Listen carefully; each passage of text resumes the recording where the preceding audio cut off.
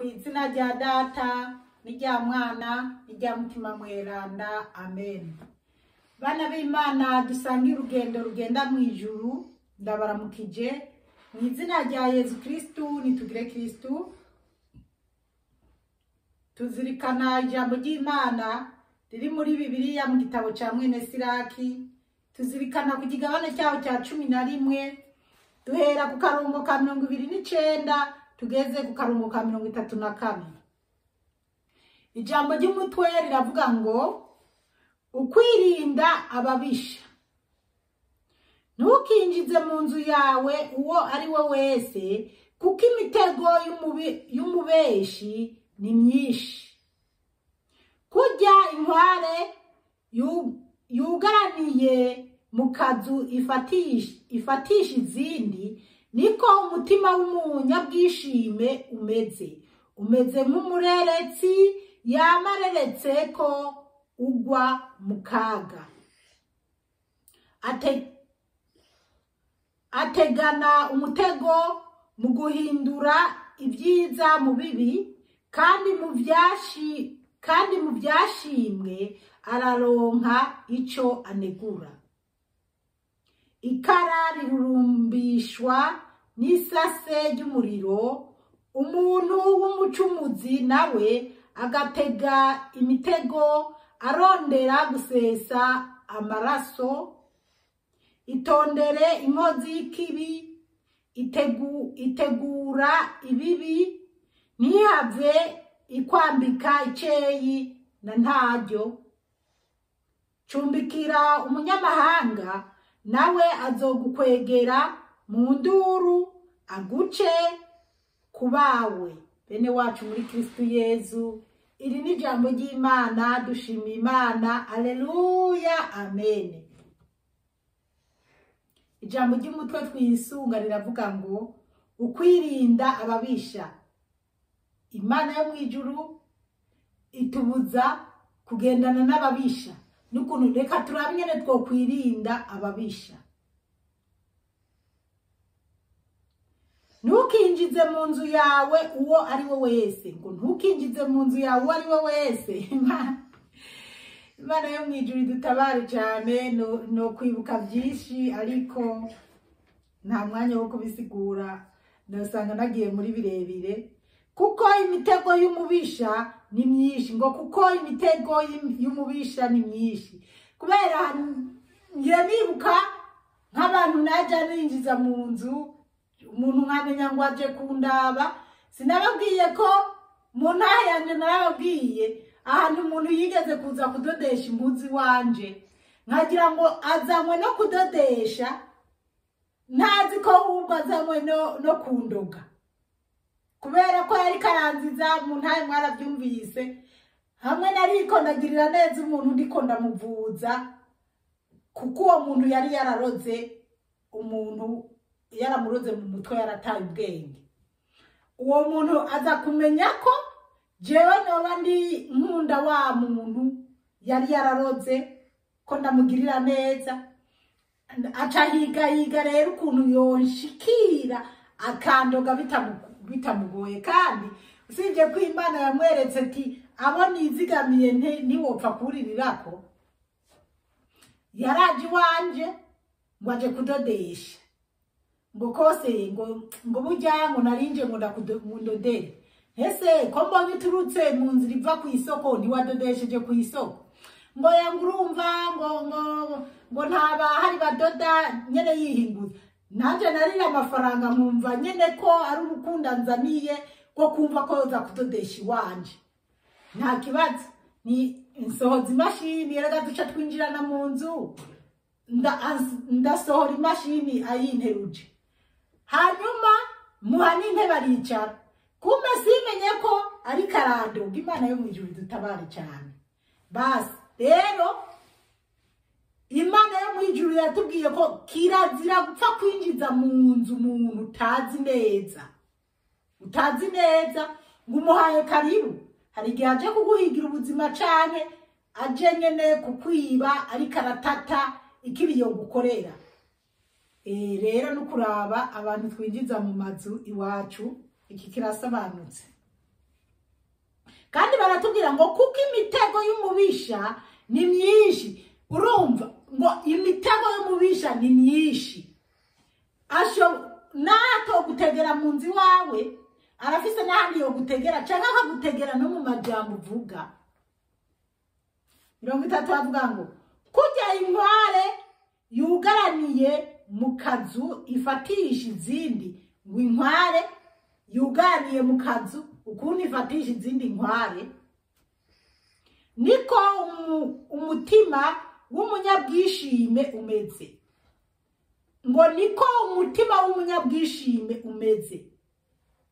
Umunyabwishime, inkware ushaka gufata inkware nyinshi uragenda ukubaka. Twaratungiye kwa banyogokuru naho arambona twe n'ababyara banje ngene bagenda bakubaka akazu bagashiramo utududu n'utujanje tw'imyumbati cyangwa utumera, ibintu nk'ibyo kugira inkware niyaza yinjire muri ka kazu.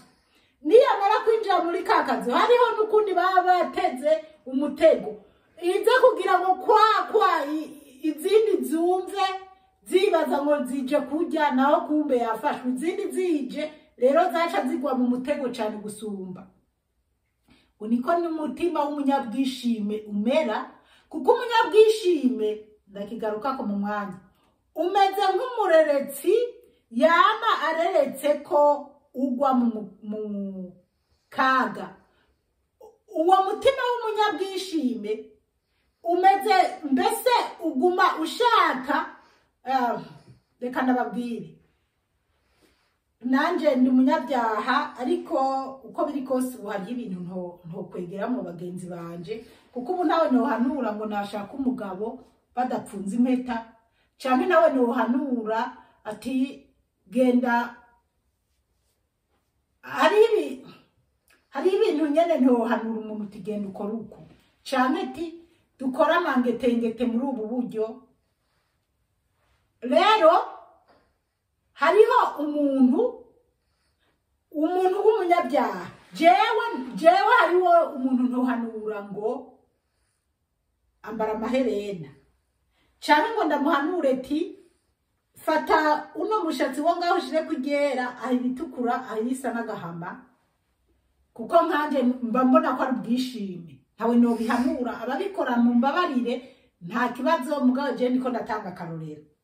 Kandi ntawe no hanura ngo mu kudodesha hano amabera acaja hejuru. Je nahora n'umutayeri mu mpuzu n'ubu ngaha afise, hari impuzu wasanga mu kudoda natoboye hano ukuntu nyene, kandi ndafise n'iziri kwa mapasura, hari n'izo nadoda zimpenereza, mugabo sinozambara ngo nje mu bantu. Nimba nazambaye muhira ncangereka kugikwemu, kuko n'abana banje siri byiza ngo nambare nabi imbere y'abana banje. Rero ibyo ntawe no bihanura. Uwo no hanura no mubwira ati ariko uri umumama kweri, kandi ndashimira Imana. Hari abantu niyeze kuba nigisha ibintu nk'ibyo, ati kweri ugasanga umuntu w'umumama amataka ari hejuru, amaribori ari hejuru. Hari undi twigeze guhurira ahantu yambaye ukuntu, hanyuma arambwira ngo shango waratwigishije ko kizira kwambara nabi umumama, ngo niyo mpamvu usigaye nambara uko. Ni kweri ngwego kweri ngo inyigisho yawe mu barundi bari ngaha anye hafi yanje n'abandi banzi ko banyanka kubera ibyo, ariko hari abandi iyo nyigisho yashitse basigaye nyene bambara nyene batacyambara impenereza. Imana yo mwijuru itube hafi cyane. Rero guhanura kumva ko jewe ndi mu byaha, nambara uko shaka, amatatuwaje narakubise ko nta kibazo, nkaca numva ko nawe wambara abarokora umenga bavuga ngo ni Yesu ashimwe, ugaca umubwira ngo ariko ngo kweri ngo nk'ibi bigenda birakundera, ngo nta n'isoni kweri, ngo bagugeze haruguru. Urumva rero, kuko uwo muntu ashaka ko nawe uba mu byaha nk'ibyo arimo. Umuntu w'umunyabyaha ntashobora kuguhanura neza, ahubwo warigendera mu nzira nziza. Nk'ubu umuntu aradutumiye kwa Mungu. Kwa Mungu hazoba hari ikirori aha n'aha. Aho kugira nje mu misa nje mu kirori navuye mu gusenga oya. Ahubwo navyo kandi mu gihe cyari ariko byari bimereye nanje. Hari ikirori mu Barundi canke mu bandi zungu bakanyizera bakantumira. Icyo kirori nyene natumiwemo uwo munsi wa kwa Mungu sishobora kuza gusenga nti kirazira. Ni kuja mu kirori. Rero namugenza mbe we barakubwiye ko kwa nakaza bari ibi nibi ati barambariye none tuzogenda sisanga ati mugabo je mwengazo toye no kuzinduka cyane ngo tibavuze saa 6 tuzobe twagezeyo. Rero ari abadutumiye kuri uwo munsi wo kwa Mungu icyo kirori ntibidashoboka ko nza kukijamwe navuye gusenga ndagiheba. Kandi na mugenzanje ni kumuhanura ko aja gusenga akaja mu kirori yetu yavuye gusenga canke se ahebe icyo kirori agende gusenga. Rero uyu muntu batubwiye kuri aka karongo ka 30 havuga ngo kujya inkware yugaraniye mu kazu ifatisha izindi. Inkware yugaraniye mu kazu ishiremwo wewe canke ushiremwo umuntu w'umunyabyaha ari mu kazu k'ibyaha, ari mu byisi, ari korakorera shitani. Wewe kwambara ikariso mu bazungu murazi ko abashaka barambara amakariso bakenaguza bakagenda nta ngorane nuwo zikura ntacyo biba bimutwaye. Uwo muntu rero yambara uko ashaka. Uyo muntu ari muri boîte bya bindi byo kudasinga byo kubyina akumva bijya bitamo by'abariko barabyina bambaye ubusa biramushimisha. Kajya kazu nyene ka shitani yugaraniwemo aguma yumva ko nawe ugomba kuza mwese mukabibamo. Araryoherwa no kubona afisa abagenzi bavyumva kimwe bari muri ibyo bintu byo gutigita. Ni inkware nuwo muntu aryoherwa no kubona abandi akubwira ati genda bagutobore warahombye. Bana b'Imana nanje burya natoboye genda bagutobore. Jana aritoboje haragerana no gutwi kumwe kuramera nk'ukuzibye. Hanyuma ndagenda ndogera ndanitobuza barongera kandi iyo utevye gukira canke navyo ne biranababaza. Genda bagutobore nanje nyene urumva ariko nyuma nasanze umenga narihenze. Kwanza Imana imaze kunyereka ko atari byiza urumva amaherene narahevye ibintu nk'ibyo. Rero uwo muntu rero w'umunyabyaha umashaka nawe ubibemwo ngo niko umutima w'umunyabwishime umeze. Ariko iri jambo rirakomeye umunyabwishime bana b'Imana. Kwambara nabi ndukwishima. Kwambara ibintu uja mu rusengero cyangwa uja mu bantu bakanagusamarira nukwishima. Ubwo n'ubwishime. Ikintu cya mbere tubanze twanga ubwishime bana b'Imana. Rero umutima w'umunyabwishime agubikukwegeramo nawe ko utambaye nkawe utazoba ubonwa. Rero reka kubonwa n'abantu bisi ahubwo ubonwe n'Imana yo mu ijuru ko wambaye neza canke umutima wawe uciye bugufi. Umeze nk'umurerezi yama areretse ko ugwa mu kaga. Ngo uwo muntu w'umunyabwishime aguma areretse nk'umurerezi mbese yipfuza kugwa nawe mu kaga ugwa ukareka kuza gusenga. Kuko nkiri muri Tanzania twaba turiko turagenda gusenga ariko wa Mungu tugaca ducana bariko barahagorora imigorigori tugaca twicara tugaca tuja mu migorigori. Imisi gahera nukuri kwa Mungu ibyo ndababwira nukuri ndahinze nagiye Imana imbabarire kandi Imana itubwira ko atari byiza kurahira izina ryayo mu busabusa. Ariko ndayirirahiye ndakubwira ibyambayeko kabisa. Tukagenda gusenga tukaja mu migorigori aho bariko barahagorora imigorigori canke aho bayivuye kuyirangura hakika tukama imisi igahera tukabona abantu bariko barava gusenga tugaca dutahana n'abavuye gusenga canke bana dutangiye gusika. Rero ibyo si byiza abana b'Imana. 31 havuga ngo ategana umutego mu guhindura ibyiza mu bibi. Uwo muntu ngo ategana imitego mu guhindura ibyiza mu bibi. None gabaye ubu navuga ko jewe ibyo ndiko ndababwira byoba ari ibyiza mpinduye mu bibi, byoba ari bibi. Murantu ategana umutego mu guhindura ibyiza mu bibi. Je ndababwiye ni kwambara nabi ukambara izigera hejuru, amakarisa akagendera hejuru umuvyeyi ni bibi. Rero umutima w'umunyabwishimi uzokubwira ko kwambara ugashira ko amatatuwaje kugira no mu ntege bahabone, niko umunyabwishimi azokubwira, kandi ntibizoba ari byiza, buzoba ari ubwishime. Wewe azokwereka ko uri mu bibi mu gihe uri kurambara izigera ku birenge zikwije. Umunyabwishimi azokubwira ko wambaye nabi, atari byiza. Rero bana b'Imana, ya majambo arakomeye cyane, tuyategere cyane. Ibyiza mu bibi, ategana umutego mu guhindura ibyiza mu bibi. Ibiri byiza akabihindura bibi, nawe utagira umutima ugaca umukurikira. Kandi mu byashimwe araronka icyo anegura. Ngo mu bintu byose biba byashimwe araronka icyo anegura. Odiri kwihuta.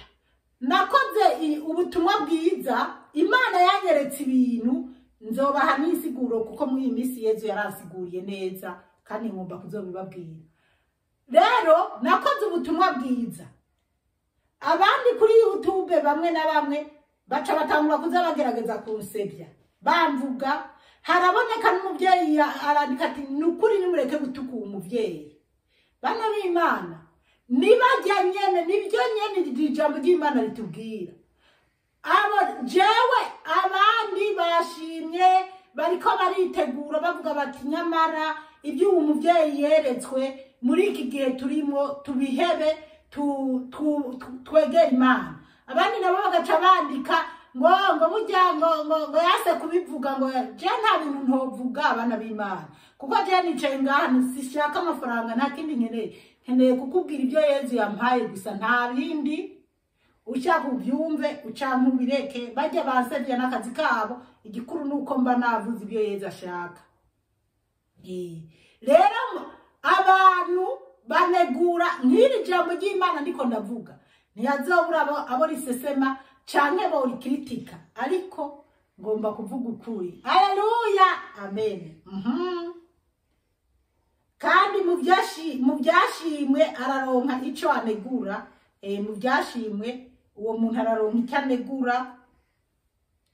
3:2 ikara rirurumbishwa n'isase ry'umuriro. Ikara rirurumbishwa n'isase ry'umuriro. Murazi isase ry'umuriro, murazi ikara ry'umuriro. Umuntu w'umucumuzi nawe agatega imitego arondera gusesa amaraso. Umuntu w'umucumuzi nawe ngo atega imitego yariyo yose arondera gusesa amaraso y'abagenzi biwe canke y'abantu bose. Ndetse aha naho nibutse abantu mw'iyi minsi tuvuganye kuva ntanze. Ndashimiye Imana, ijambo ry'Imana navuze kubijanye, kwanza ari mburi nariko ndatanga kubijanye n'abantu bariko barishora muri Ukraine. Ndashima abatanze zijya nkuru zatumye menya na byinshi noneho, kandi hari nabona twanamenyanye tutari duherukanye, naheruka kera.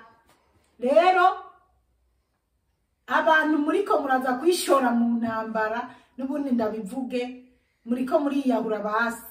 Abari mu bihugu byo hanze mwagiriwe n'ubuntu b'abarundi bari mu bihugu byo hanze, za Amerika, za Australia, za Canada n'ahandi. Bajya bo mu mpunzi bo Imana yari yanabamishuriye, bo baranigorewe baranahangayitse, wenda bariko baraja kwiyahura. None nkatwe nk'abari mu bihugu biteye imbere muriko muraja kwiyahurira iki kweri? Mwori ibyo mufise. cyangwa ukagwana nuko bateye aho uri kuko wabisinyiye kuzogwana igihugu giteye nawe wabaye mwene gihugu. Ariko genda mugwane. Zipora naramaze gutanga ubutumwa bwiza nk'uko Imana yabumpaye. Gusa ngo uwo muntu aguma ashaka nyene gukora ikibi cyo gushesa amaraso.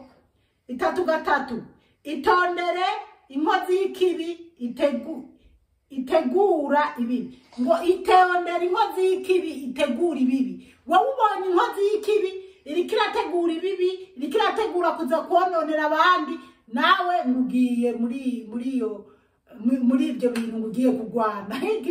Ngugiye gukorera amafaranga.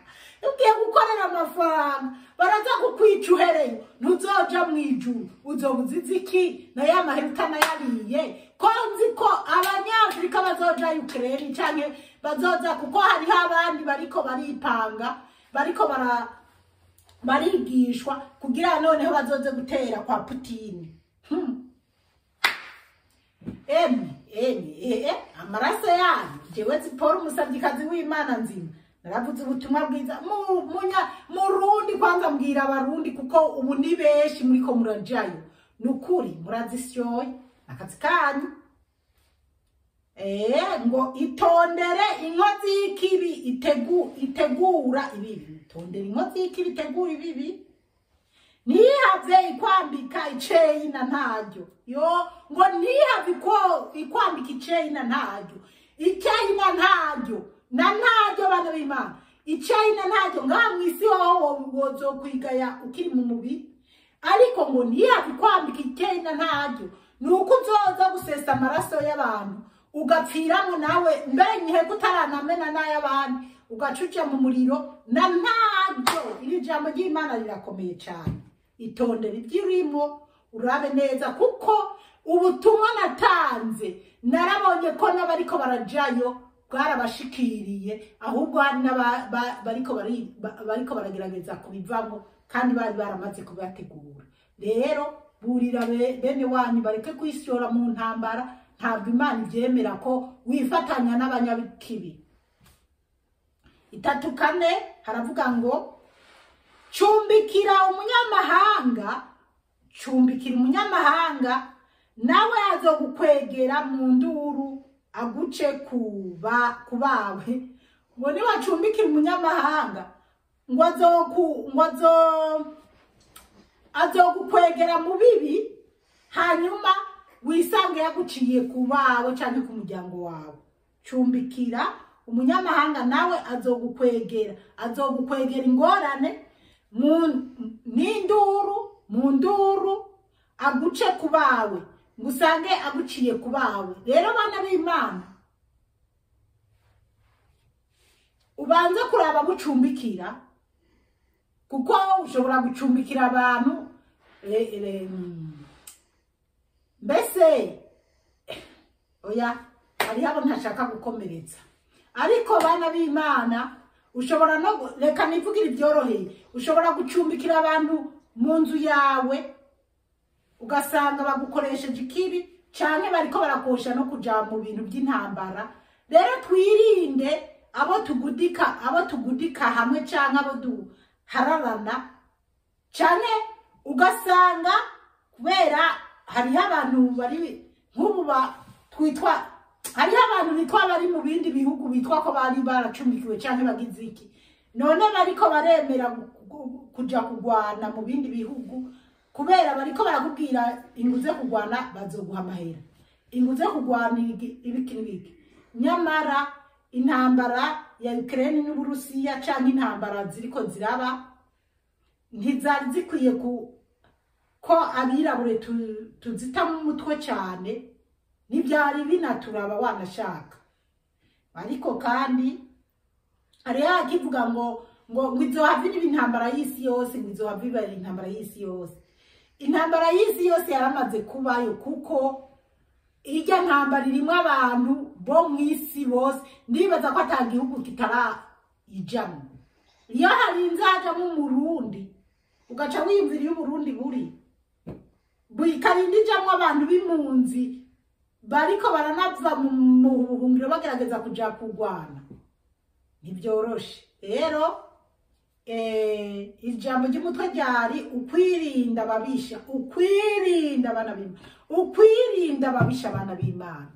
Twirinde abantu babi canke bo tugendana tutabazi neza, tubanze tubitondere. Niko ijambo ry'Imana ritubwira, niko Imana itubwira.